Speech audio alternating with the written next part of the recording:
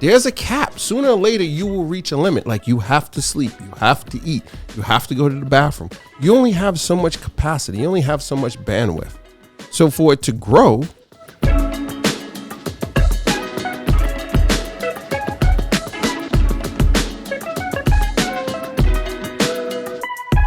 if you're thinking about starting a business, or you have a friend or loved one who is starting a business, and you say, okay, this is kind of interesting. You know, they sound a little crazy, but you know, they might have something to it. We're going to give you 5 quick tips on how you can organize a successful business shower. Number 1, please invite me. prepare a guest list. Number 2, select the location. Number 3, send invitations. Number 4, select the gifts you want to receive. And number 5, set up event marketing tools. Prepare a guest list, right? So you want to invite people that you know, that you want to know about your business.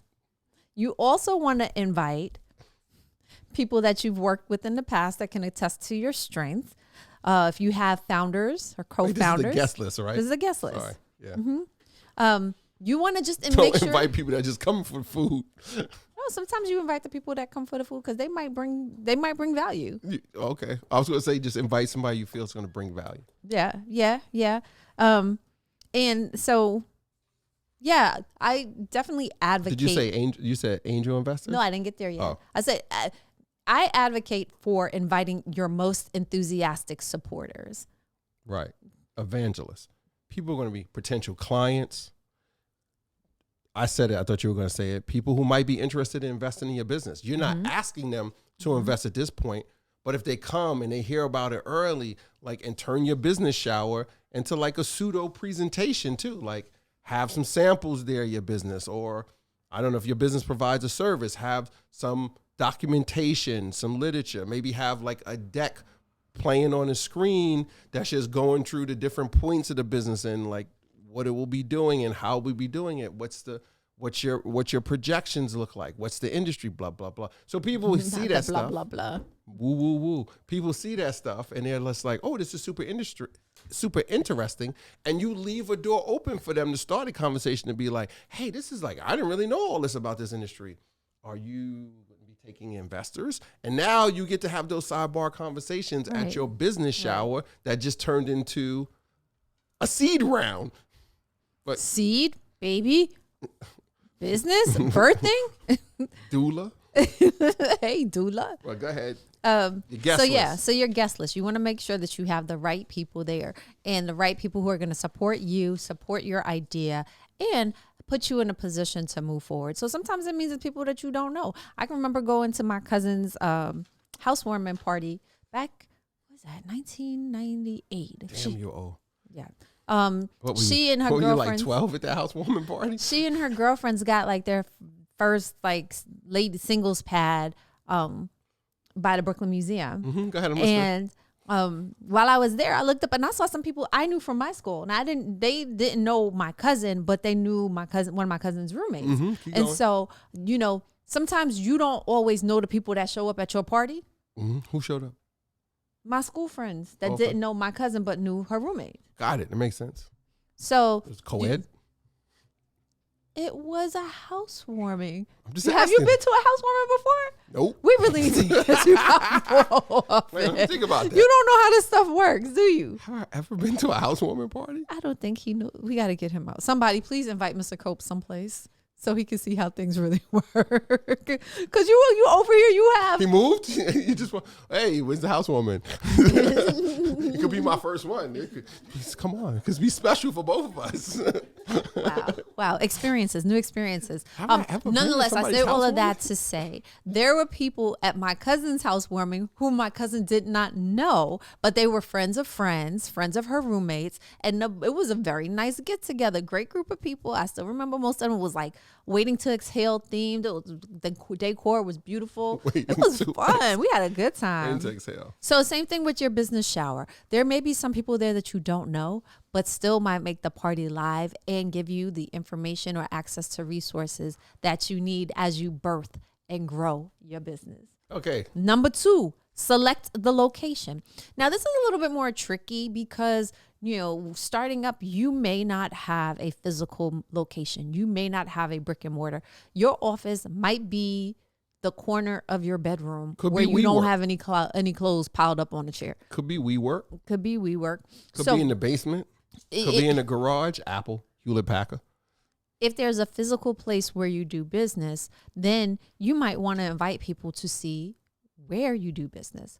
If it's not, you can always find a location in the community where you intend to do business and invite other people from the community. So say, for example, our congressman here in the Bronx is Richie Torres. We've reached out to Mr. Torres and said, hey, since you got elected to represent the area, know that you have a business here that's been here 60 years, that you can come visit and see how we do what we do. So it's not just about talk. It's about you seeing how we execute. You can see our community. You can see the type of people we employ and understand the types of clients that we serve.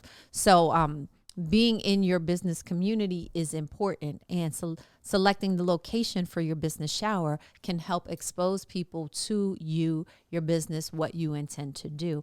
I would also say that when you're selecting a location, I'm listening to you about selecting location. Selecting a location for your business I'm on the edge shower. of my seat here. If you have the opportunity, support other local businesses. Support other diverse businesses. So have the event at another business that would make sense. Potential client or one of your clients that or way potential partner, so they get more exposure for their business at the same time. So it'd be a 2-for-1. Indeed. There you go. And remember, like, said twice. If you don't want to do that, you don't have that big a budget. You could always go to a restaurant, work with a friend, and then enlist a family member or somebody to host it for you. That could be an example of in-kind gift. Oh, I'm hosting a business shower for Kenya at what's something at Mondawmin? What's the mall in Baltimore? Mondawmin Mall. Mondawmin Mall, like the restaurant there, the Kari's Chicken and Waffle Spot in Baltimore. I don't know about that. I'm sure they upgraded. I'm sure upgraded. I hope they upgraded since I was last there. Have it at the Foot Locker in Mondawmin Mall. And if your financial resources are tight, and because of the pandemic, people aren't coming out, you could also host a virtual business shower. I know people are tired of Zoom. I'm zoomed out. Okay, can we move on to the next thing? Nonetheless, that's an opportunity. You're done with Zoom. You just blew it. Number 3, send invitations. Chief, what do you want to tell the folks about this? Just send invitations. Email them, text them to Eventbrite. I don't know. Put flyers outside. Like mail them letters. Like you'd be surprised. Send somebody a nice little invite letter. Hey, I'm having a business shower. Mm-hmm. First of all, people are going to be so blown away that you're having a business shower. They're going to think you made a typo and put business instead of baby. So that's going to be super interesting and intrigue people alone. So yeah, send out invites like email, text, handwritten letters. Call them. Hey, listen, I want to personally, I'm starting a new business and I'd love for you to come out. I'm having a business shower. Then what? A business shower? I'm having this party to celebrate me starting a business, and I'd love for you to be there. Like, you don't have to bring anything, just yourself. But if you do happen to come, I have a great gift registry for my business. QuickBooks, Staples, all this other stuff, right? Invite people. Reach out, but make sure it's people that's going to add some type of value to the event. And think about who you're inviting, because those people are going to interact with each other while they're there. So that could be a plus for you and a plus for them. Can I just, you said something that piqued my interest, invite people who are going to be there for you. Earlier today, Supporters, not haters. I was on a call sponsored by the SBA for Women's History Month, a women's business summit. And one of the speakers was Melody Hobson from Ariel Investment. And she talked about how John Rogers, who's the CEO and founder at Ariel, because I think she's his co-CEO or something like that. She's up there. They're friends, but they run a business together. And she talked about when John started the business, he went to people in his network, in his community, and asked them to invest in him and in the business. That's how he got started. And he asked them, in fact, almost verbatim what she said, he asked them for an amount that was significant, but wasn't going to be their life savings. And so he basically asked the doctors, the dentists, people he knew from church and who had gone to school with, to invest $20,000, which I think she said it was in 1983. It was nothing to sneeze at. But at the same time, Good that chunk was of nothing change. that was going to make anybody homeless. And so Maybe. the $20,000 in ask, he raised $500,000 to start Ariel Investments. Now, you may not have people in your family, in your circle, who can shell out $20,000 to help you with your business. You may not even be trying to raise $500,000 for your business. But one of the other things Melody said was that in addition to the people he spoke to, he had like a 2-page business plan. They were so encouraged by his vision that those people then went to their friends, Of course, and to their word, community, word of mouth. and say, I believe in this guy. I want you to invest in him too. Yeah. So as you're thinking about your business, birthing and growing your business, as you're thinking about the potential of a business shower, and you think about the people that you would want to invite, you want to make sure that the invitations are tight. No typos. If you're sending a handwritten letter, send it. If you're sending it by email or you're using one of the platforms like Evite or Paperless Post, you want to make sure that it's legit, because you want other people to be able to share that information so that they can share in supporting you and your business and your vision and your dream. So that was my 2 cents about that, what you just said. More like a quarter, but go ahead. No problem. Number 4, select the gifts you wish to receive. So we talked about what we would put on a business registry. And we also understand that if you're new to business, it's like if you're new to motherhood. Well, I got one more to add. Hold on. I would add subscription to a payroll service for X amount of time. You have no idea how. The thing is, you got to get people in a position where they need to hire employees. But they could use, if it's I give you a gift, you use it when you need it. But remember, how many of people are solopreneurs? Well, we need to change the 25 expectation. million? We need to $250 we need to million? change the standard of people saying, "Oh, it's just one person." I'm not saying you have to have team members, you have to have employees, but if you want to grow this thing, you want to scale it, right? Which are two different things, but we want to scale it. Mm-hmm. You can't do everything yourself. Mm-hmm. Like you just can't. Mm-hmm. You could try, but there's a cap. Sooner or later, you will reach a limit. Like you have to sleep, you have to eat, you have to go to the bathroom. You only have so much capacity. You only have so much bandwidth. So for it to grow, and then you got to look at how do you want it to grow? Scale, right? Grow or scale, two different things. Linear or exponentially. So like you can't do that by yourself. Right, but I don't think many people think about that as they're starting their businesses. So But as you that should be one of the plan conversations for your that happen at the business shower. At the To be business like, shower, somebody's challenging them and be like, okay, you starting this. This is awesome. What's your plans? how you gonna scale? Like, how you growing this? Then how you going to scale that? Okay, how many people? How much revenue? Who's your target audience? Like, in someone having a business shower, starting a business, you should be able to answer those basic questions. Otherwise, that business shower might turn into a business funeral really quick. Oh no, oh no! Please don't discourage people. I'm not discouraging them. We're talking about, like, you should know some of these basic things. Like, and I get it. You want to do stuff. You start a business and it's like, yeah, I'm gonna go out here and do it. I'm selling cupcakes from the trunk of my car, and then I went and got a table at the local county fair. And next thing you know, that led to me doing a pop-up. And then that led to me getting a small retail space. And then et cetera, et cetera, et cetera.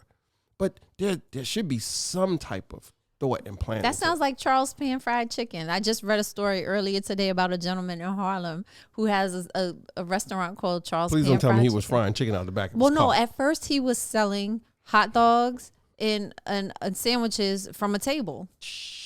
And then he went from there to opening up, getting a food truck, and he had various storefronts. And then he said Harlem fed him, so he's going to feed Harlem. And he had different business brands, but his most recent business iteration is Charles Pan Fried Chicken on Edgecombe Avenue. Said the line was 700 people. He's expecting 500 people. He sold Only out. opening day, 700 people? It's gangster. Yeah. So be like Charles. Think about how you scale. But back to the business shower. Select the gifts you wish to receive. Now, some of them could be aspirational. You talk about subscription to a payroll service. And if you don't have any employees, you might not use that. But think about what you think you need to successfully run your business. and ask people for that. Computer. You know, my dear mentor, Mr. Pack, used to say all the time, boo, a closed mouth don't get fed. So if you're not telling people what you need, they can't help you. So think about whatever gifts that would be. All right. They should be practical, meaningful, and cute if possible. And not super duper expensive either. Cute business gifts. Somebody put that in the notes. A cute business gift. Just make sure they're not super expensive either. And make sure you get a gift receipt, just as you would for any other shower, so the recipient may return or replace the item if necessary. I also want a say shiffer robe. A shiffer robe. In my business shower. Staplers, Can pens, somebody put a shiffer robe behind me in this episode? Sheets. I want a shiffer robe. Sheets of paper. Paper Sheet protectors. Notebook. Notebooks, envelopes, and other office supplies. Laptop, mouse, keyboard, printer, scanner, phone charger, other computer accessories like hard drives, flash drives. We can put whiteout on here. You gotta have whiteout. That's if you write. A reader for mobile payments, services for bookkeeping. I want the liquid one. Funds for working capital, software for payroll, if the business will have employees. Decide on giveaways. You know, everybody likes a little shower swag. Some giveaways for the you give out some stuff for your business. Yeah. It's a coupon for 10% off my business. Like a baby shower party or any celebration party, plan with what giveaways you can give the guest as a return gift that will help them remember the name of your business and the nature of your business. I'm gonna give them a golden ticket so they could give it to somebody else and use my services. So if you give this ticket to somebody, they get 20% off my business services. So it encourages them to share it outside of the baby shower. In addition to some of the items that we already mentioned for the registry. I said baby shower again. I meant to say business shower. We know what he's thinking. One of the other things I would recommend is business books. Whether you want to gift someone with a subscription to something like Audible. Or if you come across a really good business book that you find helpful, gift that to them. And you know what I tend to do is I use my Chase points to make purchases on Amazon. And so I'll gift someone a business book using my Chase points, get it from Amazon. I mean, I try to support some local, diverse bookshops. But I'm still waiting for the owner to get back with me. I mean, I really want to spend a lot of money. It's got chili in here. I was just saying. She didn't want my business, but maybe when I have my next business shower, I'll ask her if I can host it there. So that I could support her. Turn the heat on. It's cold. I could support her. So yeah, business books can be very helpful, whether they're digital or if they're physical. That's another gift that you will add. Okay. Yeah, books. Number 5, set up event marketing. So, like you would any you look other. A little confused there. No, not confused. I was just waiting for you to jump in. Oh, I was gonna say event marketing. Have some stuff there, like the photo booths people have. They have the thing where you could take pictures and post it on your social media using a certain hashtag. Have what do they call it? Activation. Stations or whatever. So people who are coming to your business shower can promote it before it even you really have a full launch. And people will be super inquisitive. Oh yeah, I saw it. Eduardo was over at this thing. He's posting, what's this hashtag be better in life? Because he's over at this new kombucha launch where they have this new kombucha drink and it's it's good for you. It's healthy. He's down with that kind of stuff. What was that stuff you used to drink all the time? Soylent. Yeah, like that. You have these different, you mentioned it earlier, a swag bag to have some stuff that they could take away with them that's useful that they will remember. Be really thoughtful in what you give people as a takeaway. You go to some of these events and they give out the same stuff all the time. Some cheap Post-its. A pen. I like Post-it notes. I said cheap ones. I ain't say Post-its. I said cheap ones. Okay. Right? You stick it on something and then the glue come off in an hour. Come on, bro. You could do better than that. Or they give you the pen, you click it 3 times, and then the thing shoot out, and you be like, it don't work no more. Like, come on. Or it looks pretty and it don't write. Or the plastic well. water bottle that's leaching all kind of chemicals into the water that's gonna give me cancer in like 3 hours. Like, really be tactful and think about what you're giving people. Like, they give you a USB thumb drive, they got a virus on it. Like, really think about. Nah, I said, just. Oh, I'm on the road today. Think about what you're giving people. Thanks for hanging out with us.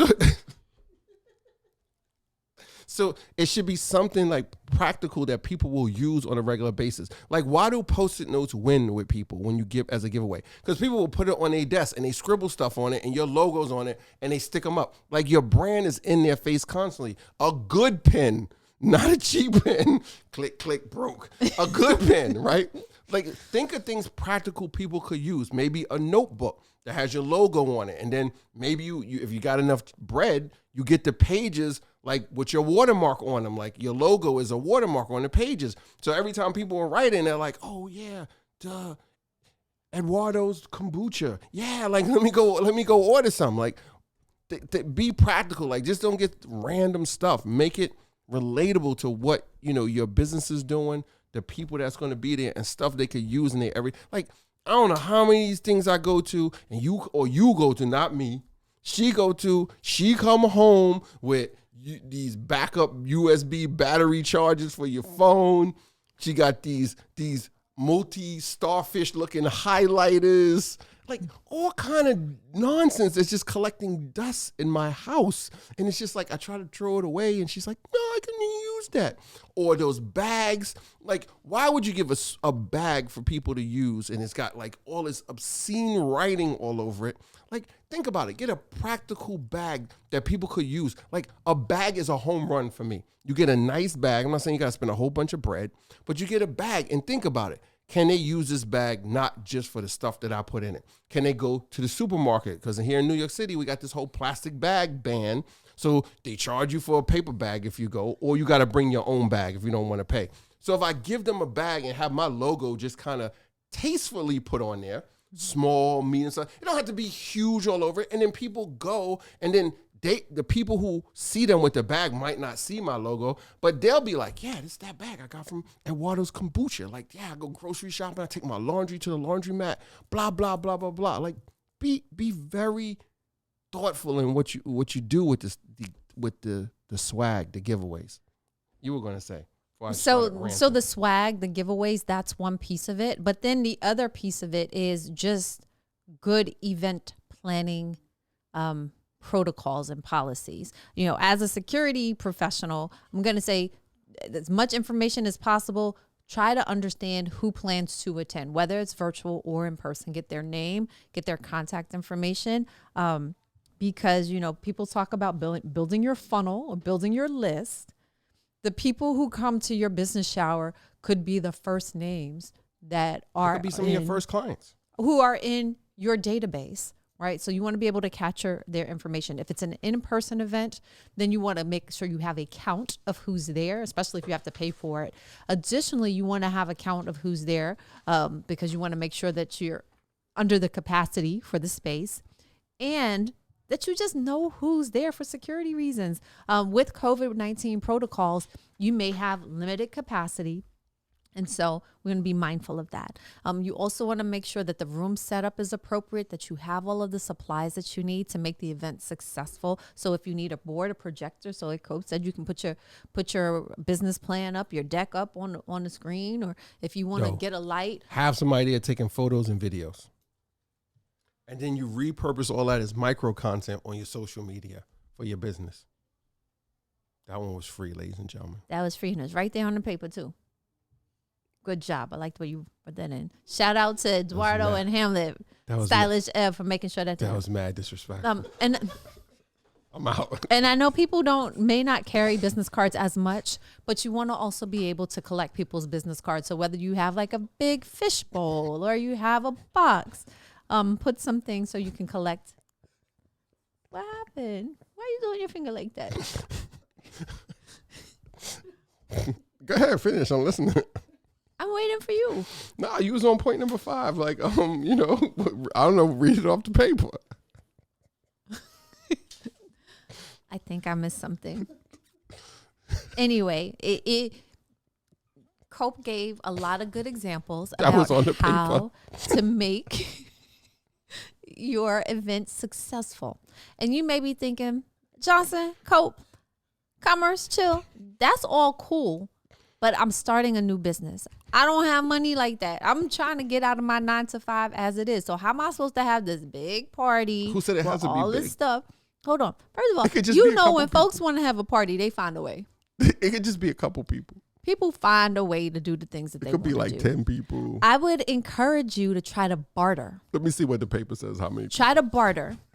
You can barter with somebody to do the video and the film. You could barter with somebody to do the photo booth or whatever that thing is. You probably can't barter for the favors and the like. But for services, you might be able to get in-kind assistance or be able to trade your services for what somebody else does. What would you like to add, Cope? Whatever she said. Nah, that's right. Nah, spot on. Like, yeah, you could always barter. Yep. Cool. So, Johnson, can you share some statistics with us? Why don't you share the statistics? Nah, I can't see the paper. Where are your glasses? The mic's in the way.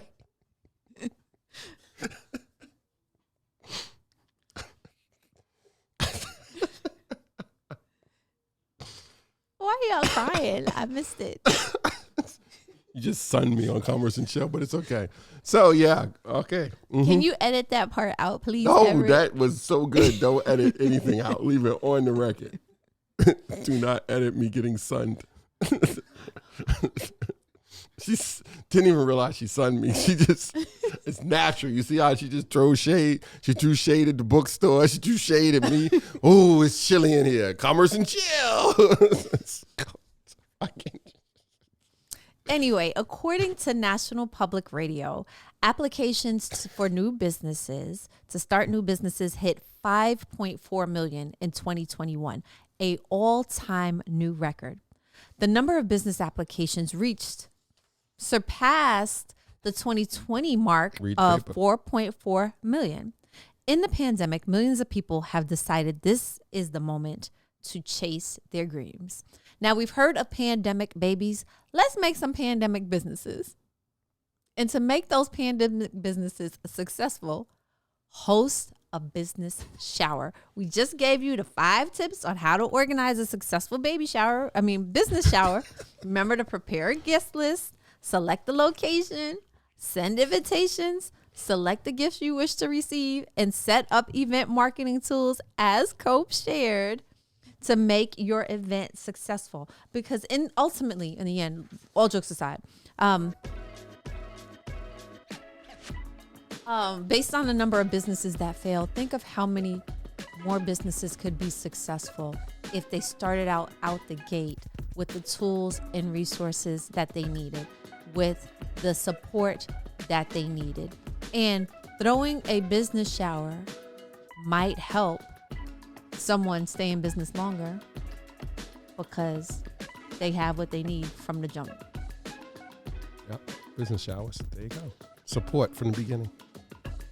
Anything else to add? Nope, nothing else on my paper, so I don't know what else to say. How would you like to close out this episode, Mr. Coop? Nobody put it on the notes, so I guess you got to handle that. I'm not.